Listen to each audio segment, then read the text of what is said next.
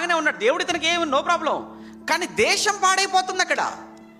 తనకు ఏమీ కాకపోయినా తన దేశం పాడైపోతుందని తన దేశం పట్ల, తన దేశ ప్రజల పట్ల తనకున్నటువంటి బాధ్యత, అభిమానం, ఆ ప్రేమను తను భరించలేకపోతుందండి.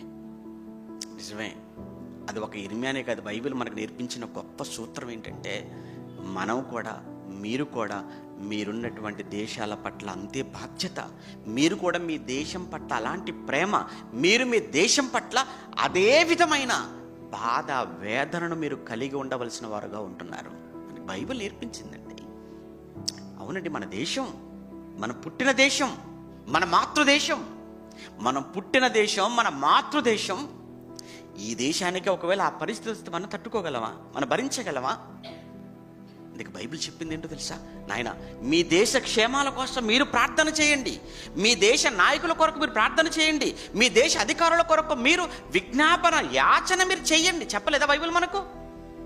తిమోతికి రాసిన మొదటి పత్రిక అండి, మనకు తెలిసిన మాట. తిమోతికి రాసిన మొదటి పత్రిక 2వ అధ్యాయం 1వ వచనంలో, తిమోతికి రాసిన మొదటి పత్రిక 2వ అధ్యాయం 1వ వచనం, సంపూర్ణ భక్తియు మాన్యతయు కలిగి నెమ్మదిగాను, చూడండి, నెమ్మదిగా, మీ దేశం, మీరున్న దేశం, నా భారతదేశము నెమ్మదిగా, నా భారతదేశము నెమ్మదిగాను, నా భారతదేశము సుఖముగాను బ్రతుకు నిమిత్తము, అన్నిటికంటే ముఖ్యముగా నా దేశ ప్రజలందరి కొరకు, భారతీయులందరి కొరకు, ఆ భారతదేశాన్ని ఏలుతున్న ప్రధానులు, ఆ దేశాన్ని ఏలుతున్న ఆయా రాష్ట్రాల ముఖ్యమంత్రులు, అధికారులందరి కొరకును విజ్ఞాపనములను,